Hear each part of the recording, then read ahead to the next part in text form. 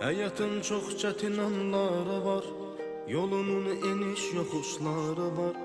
Soyuğu boranlara qarı var, her kışın sonda bir baharı var. Hayatın çok çetin anları var, yolunun eniş yokuşları var. Soyuğu boranları karı var, her kışın sonda bir baharı var.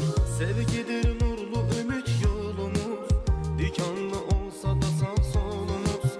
Hayat oyunundaki rolumuz, kavuşan iki aşık sonumuz. Birazca sabrele canım benim, karşıda senle güzel